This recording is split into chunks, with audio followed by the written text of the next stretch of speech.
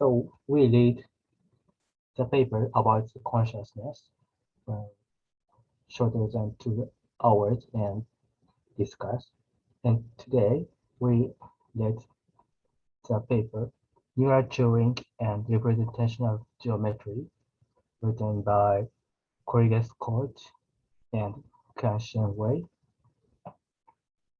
And first of all, we will introduce ourselves.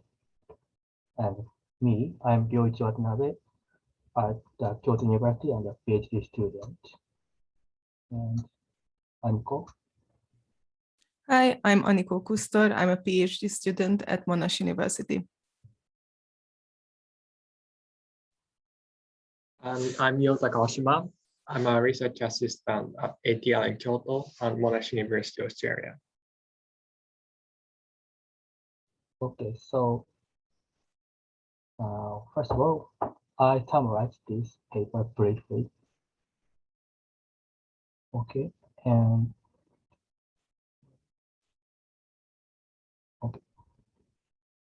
so in this paper, the authors discussed two approaches in brain activity analysis, and they are neural Turing and representational geometry. And neural Turing is a method of coding stimulus information to which single or multiple cells respond in a specific way or specific information.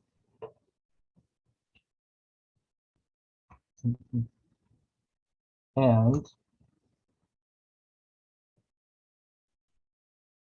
in this study, they also focus on the mutual information and official information.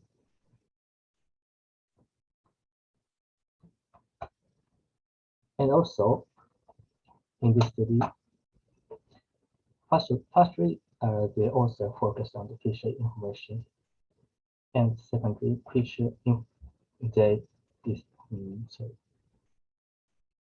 explain official and the mutual information. And official information is the content indicates the magnitude of the change pattern in the response with a local movement in the stimulus space. And to define representational geometry, we need an overall feature or global feature or characteristics, and that geometry is determined by the distance in the multiple response space.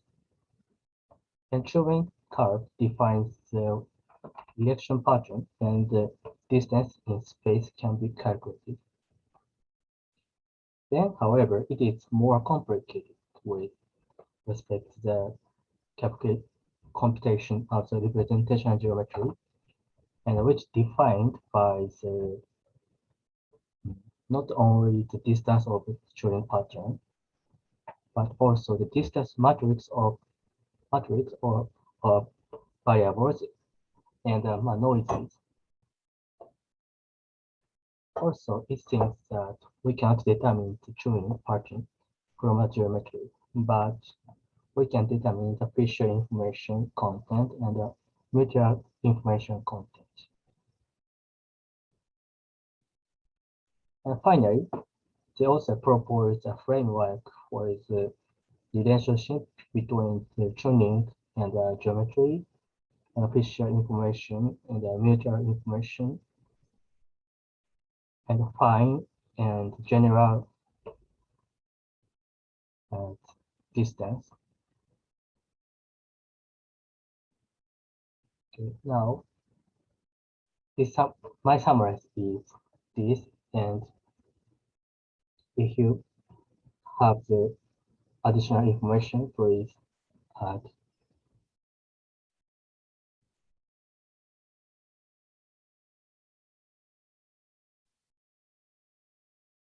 Okay, so first of all, I need to say that I could not understand this paper. It was too difficult.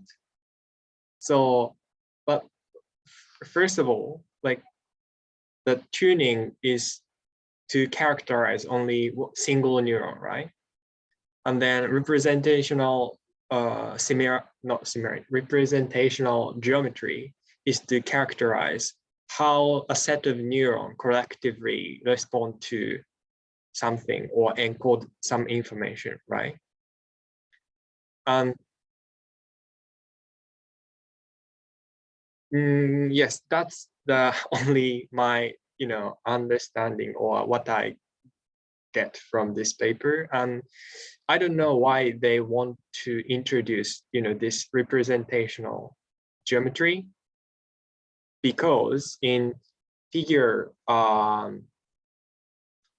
3, where they show the relation between the tuning and representational geometry and mutual information and Fisher information and discrimination, and in the figure, by using the tuning information, all information can be explained. So I don't see why we need to introduce the the geometry. I don't, so I just, because I could not understand this paper. So if you can, answer this, can you explain a bit? Or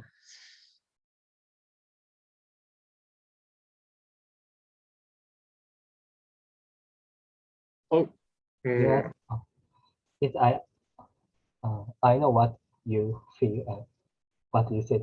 In fact, I also can't understand what the authors conclude, because so I can review this paper. So like a tuning and geometry, but how, and also I can understand how to relate them, but the next, if we can understand or calculate the framework you said, or figure 3, but what we can see, what we can know or understand, I also I'm wondering. But according to the relationship between the geometry and the like Fisher or mutual information, we can calculate or know the information, this information from the geometry data or geometry pattern. Now this is my understanding.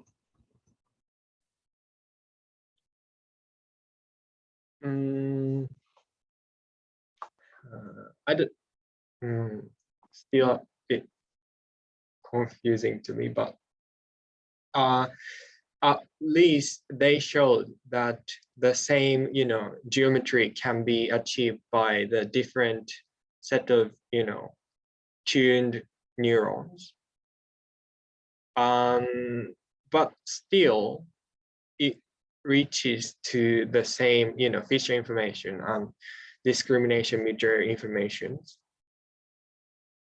So I don't know why they wanted to introduce this geometry. And if, let's say, the shape of this geometry correspond to something, or let's say, I don't know, the perception, then we can understand why we need to focus on this shape or the geometry, rather than just a collection of tuned neurons. But it's a bit unclear to me, to be honest.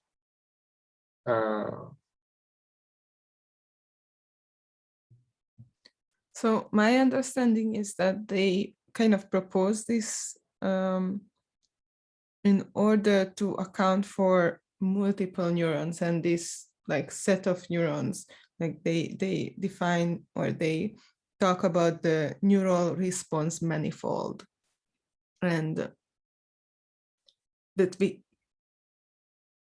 so again, I can join you in saying that I definitely do not understand this paper completely. But what I kind of gathered is that because because neurons seem to encode or obviously encode information coming from the sensory, like from a sensory like receptors, and then this encoding, it should be informative, because then this encoded information is used by other neural or other brain regions, other neurons, to process that information. Then we need to find a way to kind of understand and see how this information that is represented by the neural tuning and the responses of a single neurons, but also the responses of many neurons. How can we kind of extract information from that? Because then we are kind of getting closer to how the brain does it. I don't know if that's a correct interpretation or not, but kind of, yeah, this is what I came up with, or I got from this. I don't know.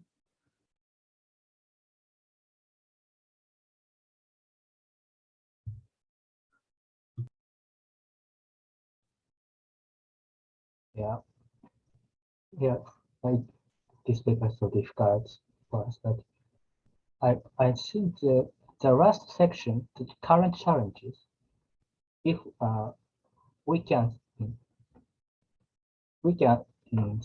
consider why the representational geometry information is important, and we should think both Turing information and geometry information. Yeah, and I think my intuition, representational geometry is more informative, because it is that this shows the relationship or structure among the cell, among the neurons. So if we can, if we understand the representational geometry mean what we perceive.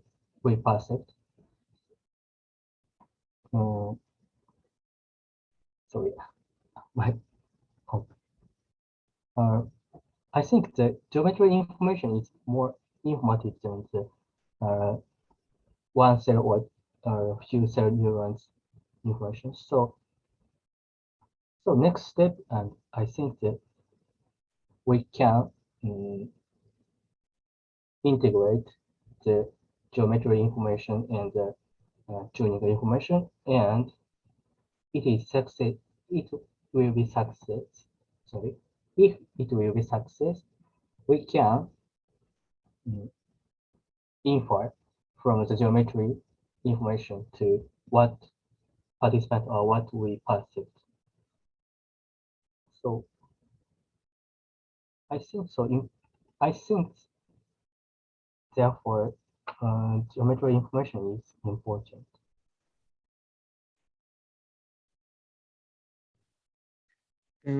I'm not sure, or I kind of disagree with your saying that no, representational geometry is more informative than tuning, because if I remember correctly, the representational geometry is just a way to summarize the set of neurons And by, not focusing on just a set of tuning curves, we can reduce some kind of, wanted or unrelated information by, constructing representational geometry. And that remaining part is something essential for the decoding or for further, processes, or that's my understanding. So I would not say that the geometry or representational geometry is more informative than just a set of tuning curves. And I think that is supported by the idea or the demonstration of, showing the different set of or different tuned neurons can lead to the same geometry. This means like different aspect is somehow removed and then still remained component is there as a geometry. So again, the geometry is just a way to characterize a set of neurons in an effective way, not for more informative, or I would not say that the amount of information is increased by doing that or in the geometry domain. But again, I couldn't understand this paper, so my interpretation might be wrong. What do you think, or do you agree with this? Yeah, I definitely got the same, and there was a section where they argued that indeed the geometry that's not, so like you said, it can be recreated, the same geometry, by different types of tuning. So yeah, I wouldn't say it's more informative, but maybe, yeah, I guess it's a different way of representing information. And then I think they kind of argue for using both, or kind of integrating these two approaches for further neuroscientific research, which is, again, I think very interesting. Yeah. So yeah, I agree with your interpretation, Jutta.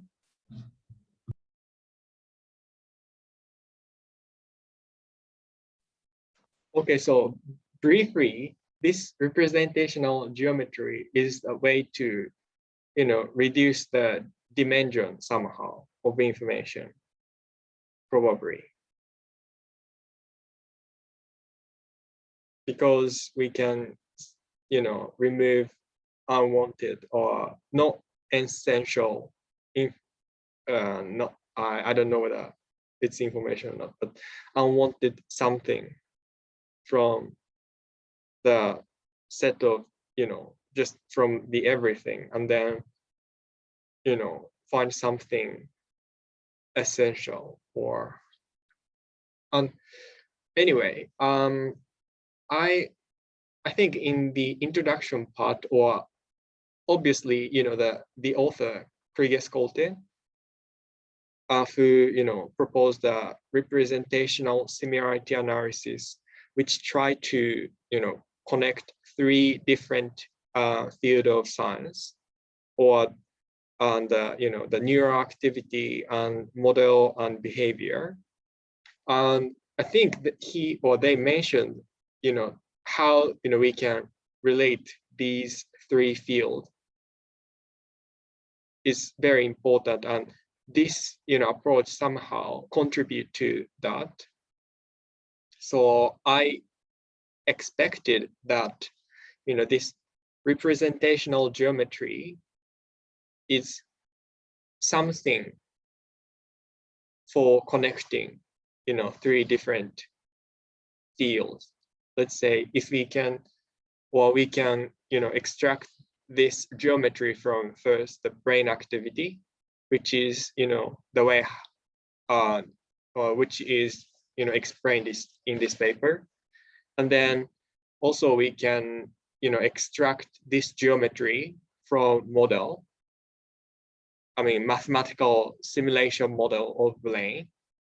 And then we can also extract some kind of geometry from behavior, let's say. And then, if the geometry from three different fields are the same, I don't know, or maybe the shape is the same, or, and then we can, I don't know, it's a very interesting idea, or again, that's what I expected in this paper. So how we can connect that kind of different geometry from different fields, but this paper seems to focus only the geometry from neuron. Or well, the title of this paper is Neural Tuning and Representational Geometry. So, well, it's might be obvious that they are talking only about the neural activity, but yeah, I kind of expected a little bit different things, but we'll see. Maybe following papers can, or I don't know, but like Kriegeskorte, he's preparing for the another paper explaining that kind of relation among three fields. But yeah.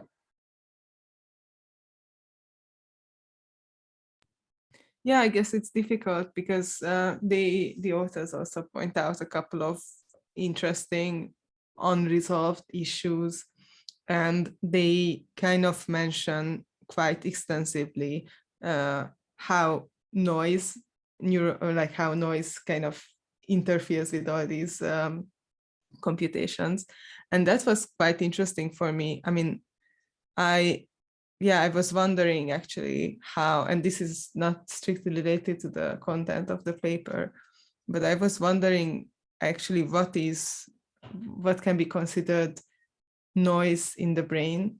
And especially if we like, on one hand, I can obviously see from a more like from a clear psychophysics perspective, you show a stimuli and then the neuron responds to that, and then the rest is noise.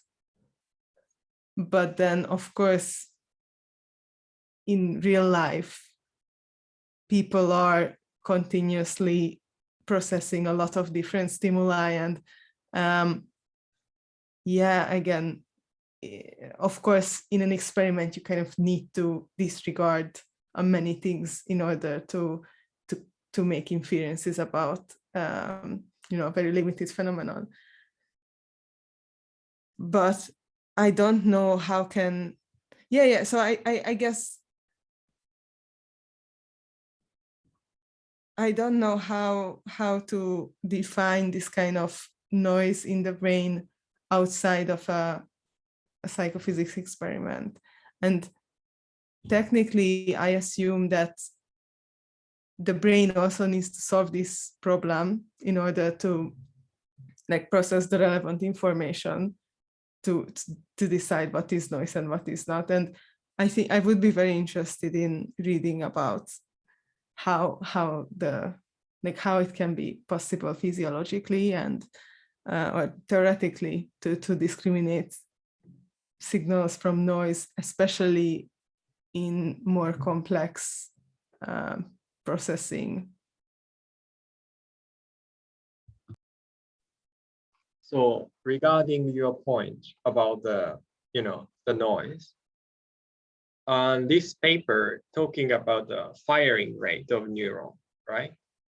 And does not talk about, just the brain activity or fMRI activity or something. Again, as you said, like, well, if we can, or this paper kind of assume that the neuron is the most important, the computational unit, rather than, let's say, focusing on layer of regions instead of neurons or some regions of brain. So from that perspective, I don't know how we can, use this method for non-firing rate data. What I mean is that, let's say EEG, fMRI, or so if we, I don't know, because EEG, fMRI can be considered containing more noise than just the firing rate. So if we,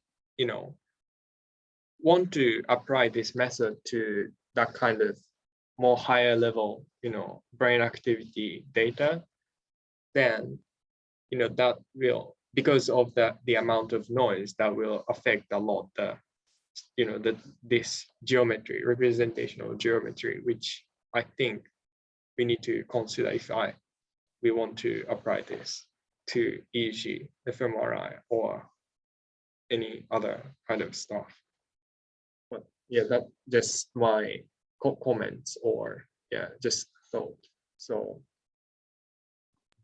so when it comes to fMRI, for example, there's a lot of work on like decoding certain patterns or correspondence between brain activity and certain types of stimuli. And we have read many papers about this, like when this kind of, machine learning algorithms are trying to decode some kind of brain activity, like trial type or characteristics of a stimuli from some kind of brain activity pattern. And in that way, that is, I think, a quite interesting question that we don't really know what kind of information is used, but it's more like a whole set of information, noise and information together becomes informative for the model. So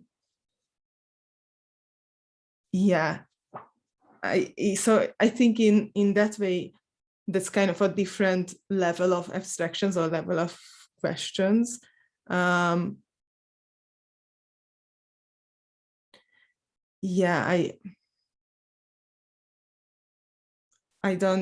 don't know how or what aspects of this paper can be easily translated to fMRI or EEG related research, but I definitely know that representational dissimilarity matrices have been used, and that is definitely it can be applied to many kind of basically all time series data. But then the question remains, what does the representation represent? Yeah, and also, if I remember correctly, the representational similarity analysis is so useful is that, there they use correlation, or just other like distance or similarity measure, which can be applied to different data, brain data, behavior data, and simulation data. And by that kind of, the rules, I don't know how to call it, but the less restricted measure makes or allows us to connect different data from different fields. But this paper specifically, like, talking about again, the firing rate and how to, construct some geometry from firing rate. So in that sense, I am wondering whether they are considering we need to, find a way to, or the best way to extract some, geometry for different data. When I say different data, it means the data from different, fields. Like for behavioral data, we need to use, let's say, this way to extract geometry. And then for simulation, we need to use this way to extract geometry.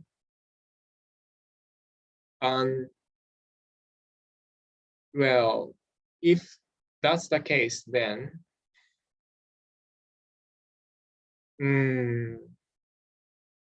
I don't know, but it's a bit difficult, or we need to, do a lot of, work to searching for that kind of the proper extraction function, or for finding geometry, but anyway,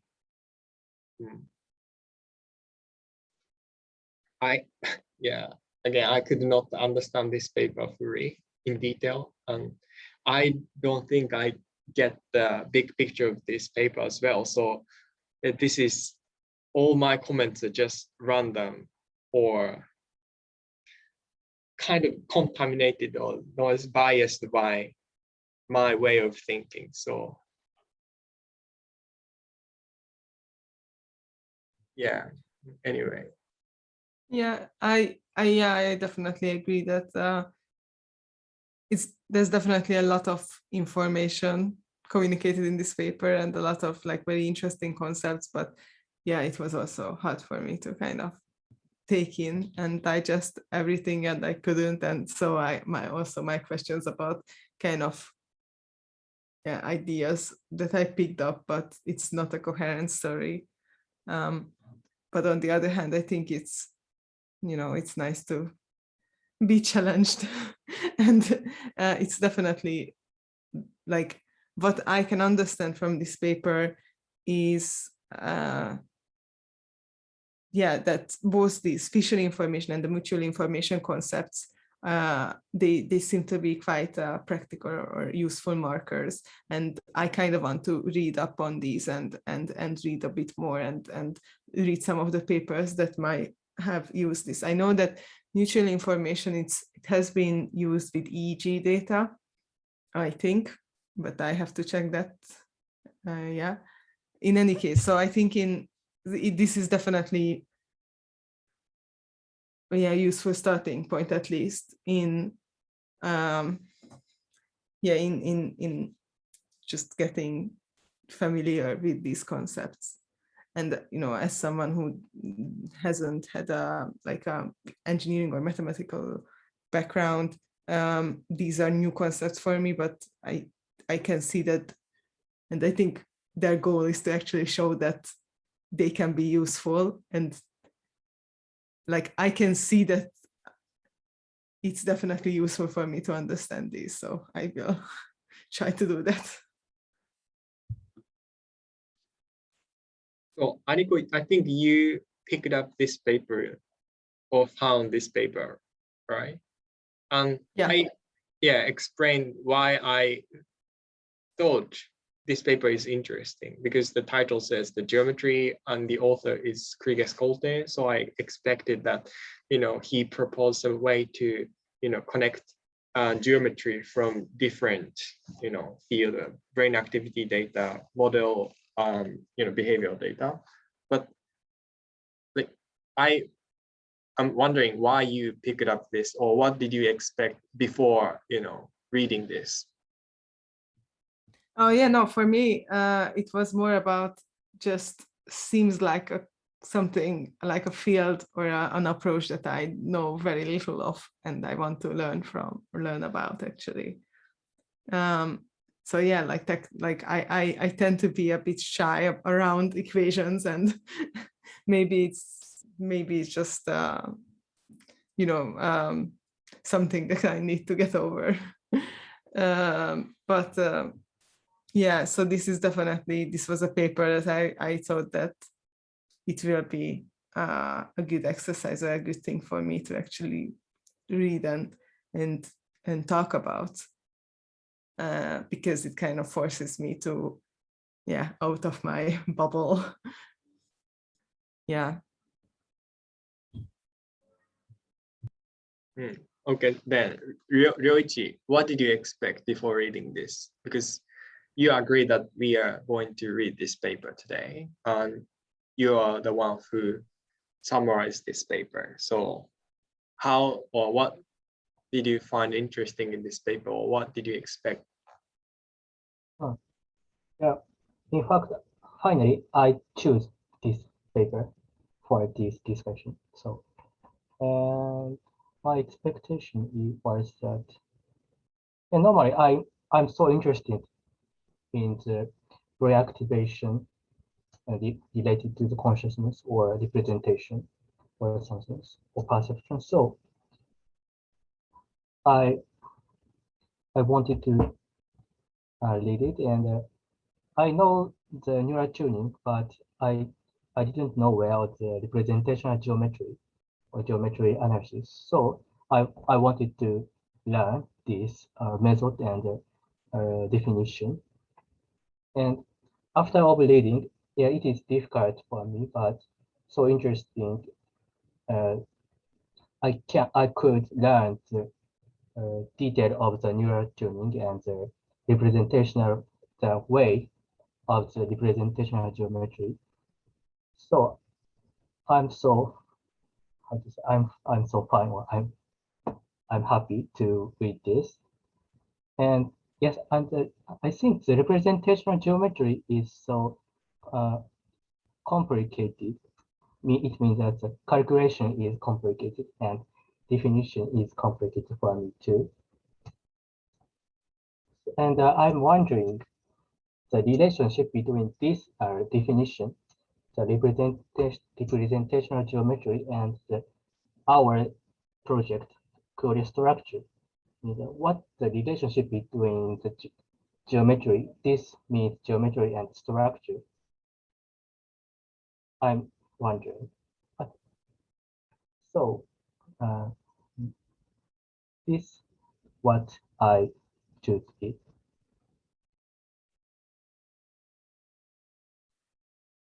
Okay, so first, yeah, as Aniko mentioned, this, and Ryoichi mentioned, this paper, explained a lot of, concepts in a very concise way. Let's say Fisher information, mutual information. If you go to the reference, the number of references is roughly 250, which is, quite large. So this is, I have to say, a good starting point for further, study, learning. And yeah, again, our Korea structure, not our, or now, Now's friend, Korea structure project is strongly related to this, I would say. And I think this is, for the way, the representational geometry is one way to extract the structure from brain activity. That's my, interpretation. And in Now's, Korea structure project, first, they just focus on representational similarity analysis, RSA, and then they also interested in the IIT. So that's also another way of extracting some structure from brain activity, right? And this is, again, one another way to extract, structure from brain activity. So that's just, my understanding.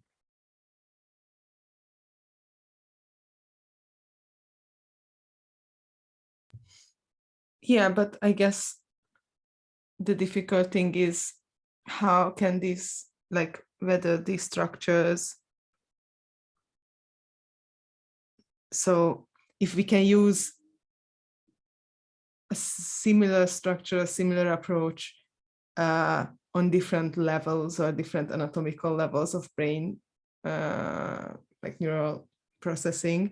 And this is again something that Jutta, you already mentioned about different, different domains of modeling and behavior. But also I think it is a very interesting question whether we can use the same way to extract the structure information from neural firing activity, or like ensembles of neurons and or like this larger, maybe, I don't know, EEG scale or like larger brain areas or fMRI like level, like voxels. And yeah, so I am very much, I have no idea, and it would be very interesting to see whether, and also just between neurons and the layers and how they like where the information flows there. Yeah, there's a lot of questions. Yeah. Yeah, while listening to your opinion, I have one question that is, you are talking about the scale or the level of processes, or at which scale we need to extract the geometry, right? And first I thought that depends on what we want to explain. And in this Korea structure project, we want to explain the qualia or conscious experiences. And for that, we should have some kind of, the specific appropriate scale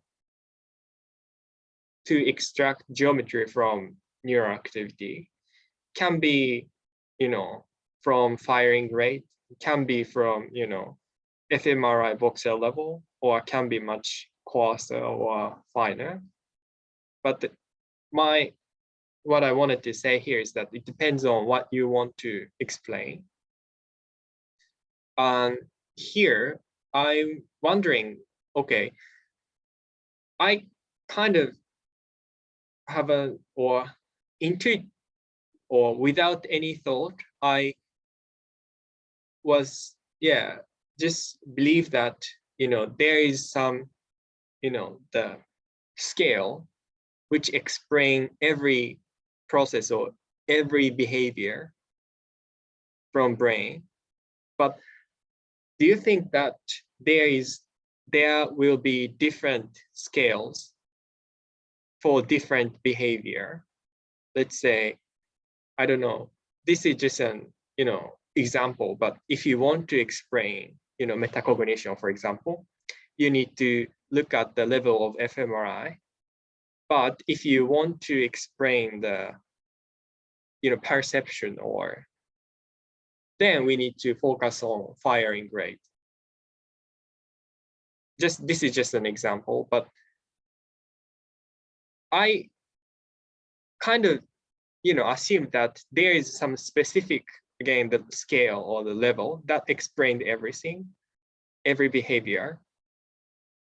But it's very strong or restriction. So I don't know, probably different processes are related, has different scales for neural activity. But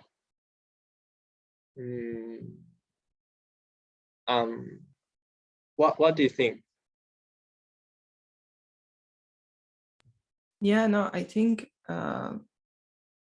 this is so difficult because you can explain the neural activity in the visual or like in the sensory cortices, but you may still question whether is that how it is represented in the conscious experience. And again, I think this is the difficult or one of the difficult questions is that most experiences are, they are multimodal, sorry, and how do we integrate all these different, the different inputs from the sensory cortices? Like for me at least, it would be like if we would have like one time scale or one like level of anatomical resolution that we could use, that would be awesome. But I don't know if that's a reasonable expectation.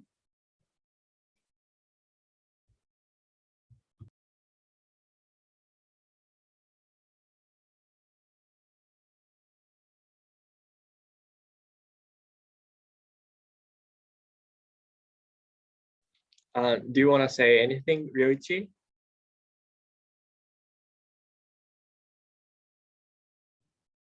For me, more that's all. Nothing, but yeah. But Okay. this was so interesting.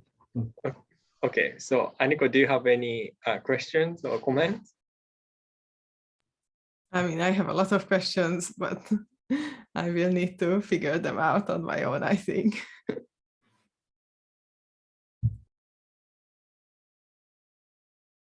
Okay, I think we've discussed this paper for roughly 30 minutes. But like, if you do not have anything to talk, then maybe we can finish here. Okay, then see you next week.